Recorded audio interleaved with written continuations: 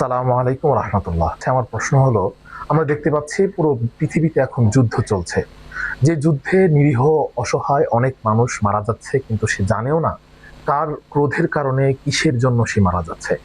আমার প্রশ্ন হলো, ইসলাম কি যুদ্ধ চায় নাকি শান্তি চায়?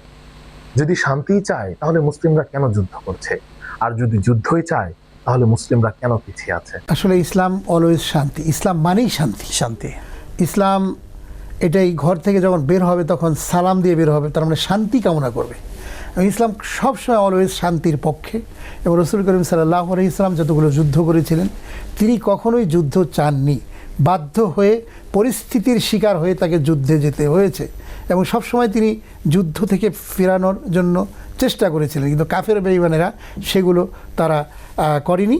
তারা যুদ্ধ বাঁধার জন্য এবং মদিনার একটি কল্যাণমূলক রাষ্ট্রকে ধ্বংস করার জন্য তারা চেষ্টা চালিয়েছিল।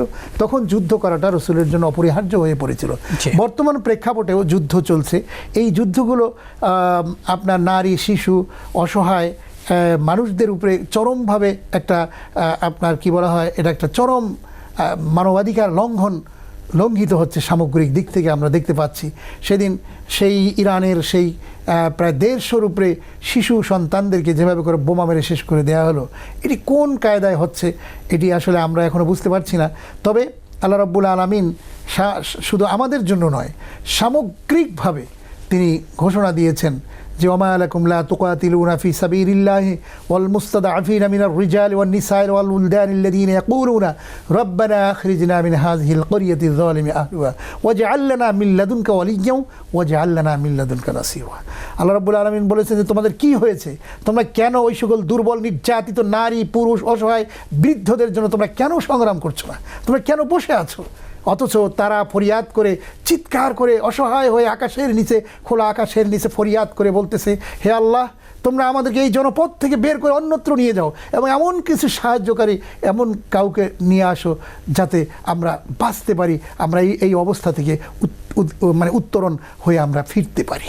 এভাবে অসহায় হয়ে হাহাকার করছে, চিৎকার করতেছে এবং আকাশ বাতাস ভারী হয়ে যাচ্ছে। আমরা কিছুদিন আগেও দেখেছি সেই ফিলিস্তিনের অসহায় শিশুদের উপরে চরমভাবে আক্রমণ করছে, বোমা মেরে সমস্ত শিশুদেরকে শেষ করে দেওয়া হচ্ছে, ইরানের সমস্ত শিশুদেরকে শেষ করে দেওয়া হচ্ছে।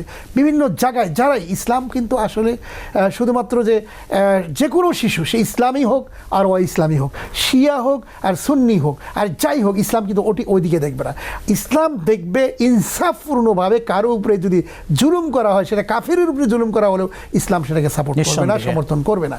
এই জন্য বর্তমান বিশ্বে আসলে আমাদের সেই রকম নেতা আজকে অভাব হয়ে গিয়েছে, যারা বিশ্ব নেতার এখন চরম অভাব, যার কারণে আজকে বিশ্বটাকে নিয়ন্ত্রণ করবার জন্য আজকে সেরকম সাহসী, দুর্দান্ত, দুরন্ত, দুর্বার গতিতে এগিয়ে যাওয়ার মতো তারিক বিন জিয়াদের মতো একজন সেনাপতির আমাদের বিশেষ প্রয়োজন, যে নাকি সমস্ত এইসব অসহায় মানুষদের সামনে এসে দাঁড়াবে।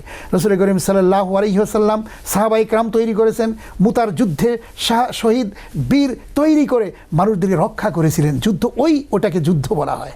এবং প্রিয় ভাইরা, আমি যে জিনিসটি স্পষ্ট করে বলতে চাই, বর্তমান সময়ের সাহসীভাবে আমাদেরকে এগিয়ে যেতে হবে। তার যদি আমরা করতে না পারি তাহলে সামনে আরও ভয়াবহ চিত্র সামনে আসবে। রাসূল করিম সাল্লাল্লাহু আলাইহি ওয়াসাল্লাম শান্তি প্রতিষ্ঠা করেছিলেন বলেই জর্জ বার্নার্ড শোয়ের মতো একজন মানুষ তিনি বলেছিলেন যে I believe if a man like Muhammad সাল্লাল্লাহু আলাইহি ওয়াসাল্লাম were assume dictatorship of the modern world he would bring must need peace and happiness. যে আমি বিশ্বাস করি হযরত মুহাম্মদ রাসূলুল্লাহ সাল্লাল্লাহু আলাইহি ওয়াসাল্লামের ন্যায় একজন মানুষ যদি বর্তমান জগতের ডিক্টেটর হতেন, সমাজপতি হতেন, তাহলে এই সমাজের মধ্যে যেভাবে করে মানুষকে খুন করছে, মানুষকে আপনার পশুর মতো গুলি করে শেষ করে দিচ্ছে, আজকে মনুষ্যত্ব বোধ হারিয়ে ফেলছে মানুষেরা, এরকম একটা অবস্থা থেকে মানুষ যেভাবে অশান্তির আগুনের মধ্যে জ্বলছে, সেই জায়গাতেই কিন্তু ফিরে একটি শান্তির সুবাতাস মানুষ পেতে পারত।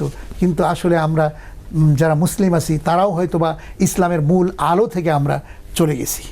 একদিন আরবের সেই অন্ধকার উষার মরুতে হেরার যে অনির্বাণ দীপ্ত শিখা বিশ্বনবী সাল্লাল্লাহু আলাইহি ওয়াসাল্লাম জ্বালিয়েছিলেন, মানুষকে যখন খুন করা হতো, অসহায় নারীদেরকে শুধু নয় জীবন্ত কবর দেওয়া হতো, কন্যা সন্তান জন্মগ্রহণ করলেই সেই সময় রাসূল সাল্লাল্লাহু আলাইহি ওয়াসাল্লাম জন্মগ্রহণ করে মানুষদেরকে শান্তির সুবাতাস ছড়িয়ে দিয়েছিলেন এবং এমন একটা সমাজ তিনি প্রতিষ্ঠিত করে গিয়েছিলেন যেই সমাজটা ছিল খৈরুল কুরুনি কারণী, সর্বশ্রেষ্ঠ সমাজ, অর্থাৎ পৃথিবীর প্রত্যেকটা পৃথিবীর তিনি প্রেসিডেন্ট ছিলেন।